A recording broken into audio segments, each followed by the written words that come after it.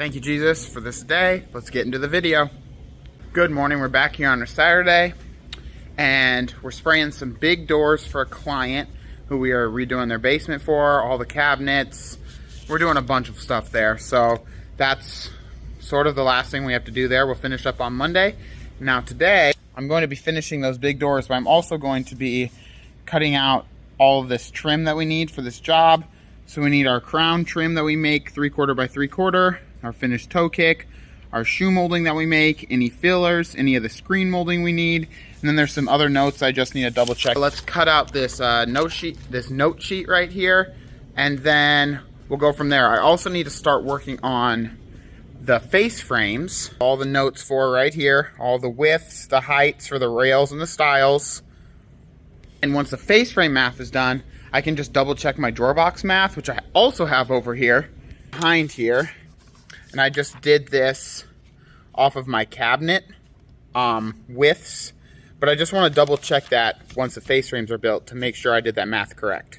So let's cut out all this trim, then we'll sand it down the correct thickness. We'll palm sand it just to make sure it's perfect, double check it again, wrap it all up. It'll get sent over to the other warehouse, so that way next week it can be getting clear coated, because this is just a maple job, a hard maple with clear coat, so it'll look super good. I also have the side panels cut out as well. They're all sitting over here, and they are just maple side panels, and then they'll get clear coated just like the trim, the doors, the drawer fronts, everything.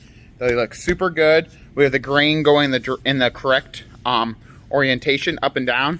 That's one thing you have to pay attention to on the stained or clear coat jobs, as opposed to the painted jobs. The MDF, it doesn't matter how you cut it, it's perfect, it's just getting painted. Whereas the clear coated and the stained material, the grain has to be vertical on the doors, the drawer fronts, the side panels, on everything, so that way it looks correct. So yeah, now we can cut out all this trim, go sand it, and then get moving on to the face frames.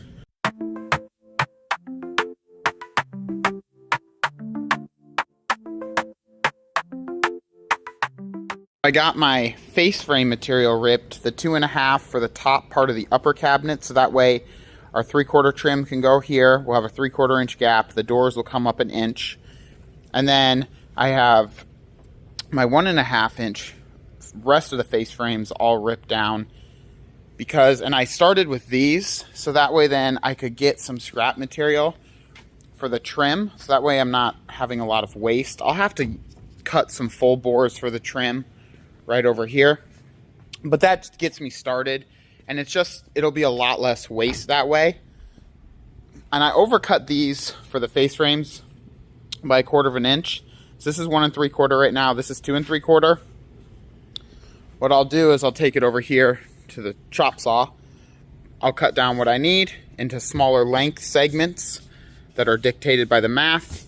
And then I'll come back over here to the saw stop. I'll cut each side down 1/8 inch, and then I'll go and finish sand it in that drum sander. What that will do is that'll get me exactly to the measurement I need, 2.5, 1.5 for the width of the face frame, and it'll just take out any table saw marks. We use a good blade, but you can have some of those marks. So that way it's just a lot less palm sanding at the end. So yeah, let's finish cutting out this trim, and then we'll go sand it.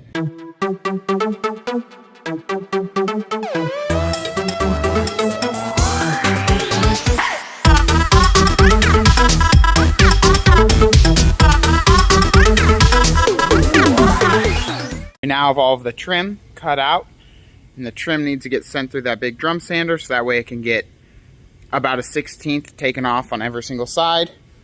But here's the shoe molding, then we'll have to router down the curved part for the shoe molding.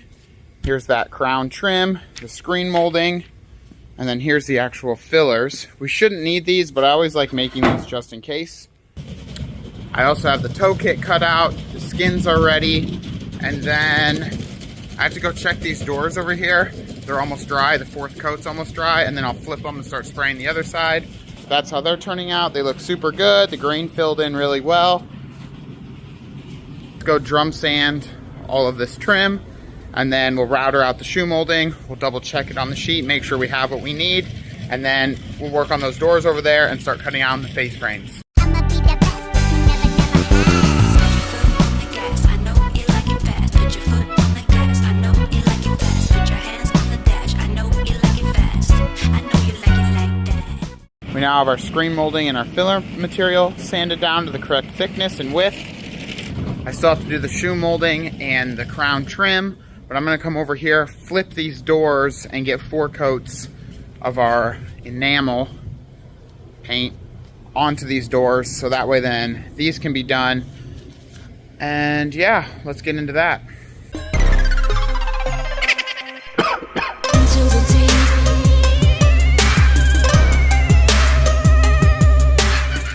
The process that we did on those big doors, they're for like normal doors that you would walk through.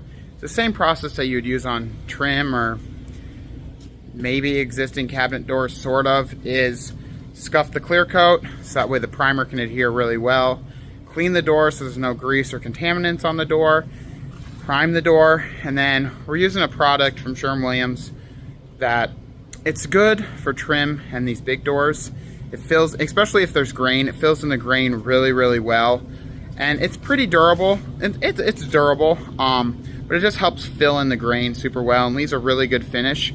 On our brand new doors though, or even existing cabinet doors, that's not the product we use, and that's not the product you would want to use.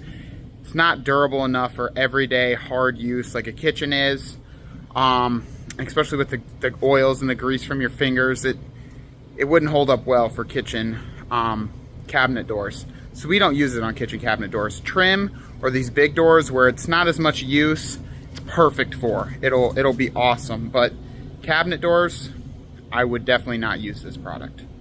This drum sander right here, super expensive, but it's super awesome. Here's a little chart you can use too. But you just input the, I suppose, the height that you want the material to be sanded down to.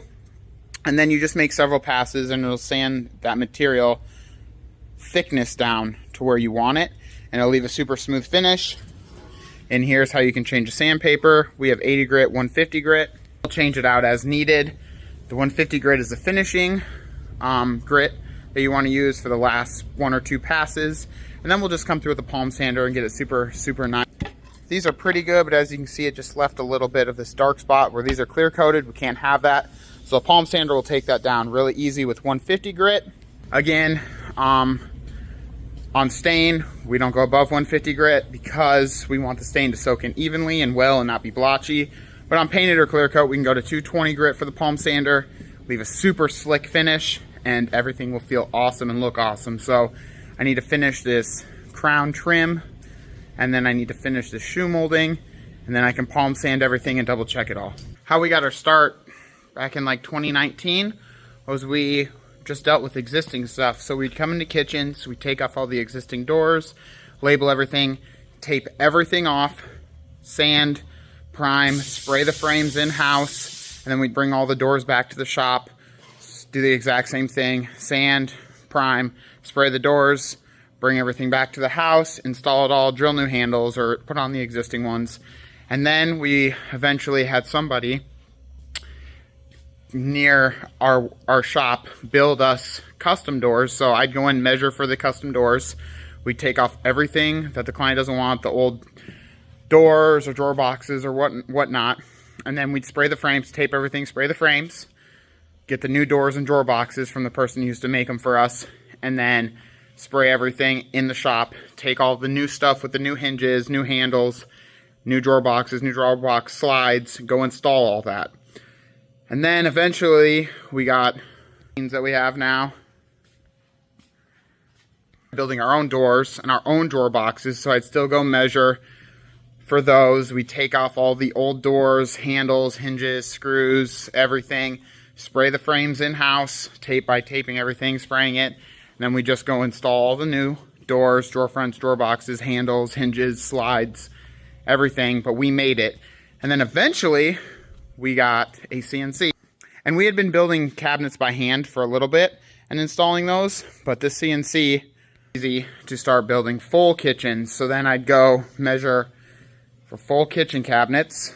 We'd input them into the CNC. CNC cuts out the cabinets, build the face frames, build the trim, build the doors, build the drawer boxes, build the drawer fronts, get all of the slides we need, any trash units that we need, mixer stands, any and all of that.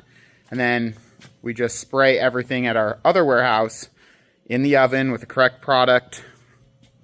Go install the cabinets, the drawer boxes, the doors, the drawer fronts, the handles, the trash units, the mixers, stands, all of that. And then we have electricians we work with, plumbers we work with, countertop company we work with. They are able to get in there, do what they need to do. We can install, they can install. And now we're building full custom kitchens. And eventually, we used to do a lot of old school crown or whatnot. You just evolve and you just start making kind of what the clients want. And a lot of clients just want this sleek little 1 inch by 3/4 or 3/4 by 3/4, depending on how tall the cabinets are. Flush out with the front of the doors. Doesn't look big and gaudy. It just disappears and it covers any gaps because the ceilings never run level. So that's fine. And you just evolve and you just make the things that are in style or what the client wants, and you just use your brain and you just come up with the things that you need. So this is the process we do now. I'm sure it'll evolve again and there'll be different trims that we need to make and such, but this is what we're into now. So now we just need to sand all of this with this palm sander, just get it cleaned up and perfect, double check it all, and then we'll move on to the face frames. I have all the trim sanded down and palm sanded except for the shoe molding. And on the shoe molding, I have to send it through this router, so that way we're able to get the profile that we need to match the rest of the house. It's not too difficult, but it'll get a profile just like this, just like store-bought shoe molding, and then we'll sand it down with the palm sander, finish it up, make it look super good. So let's get to routering out this shoe molding, and then we'll double check it, and then all the trim will be done and we can start working on the face frames.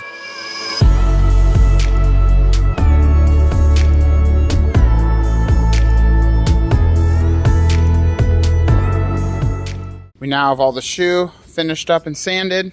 All of the trim is done. The big doors, I think, just need sanded one more time and sprayed. But I'm gonna head out. It's about 4 or 5 o'clock here on the Saturday. Tomorrow, I'll come in here, finish the big doors, double check all the trim, and then I'll start cutting down the face frame material and maybe put it together. I think next week we have to finish the basement remodel we're doing, which is those big doors, and we sprayed kitchens and trim a bunch of stuff. So we'll finish that.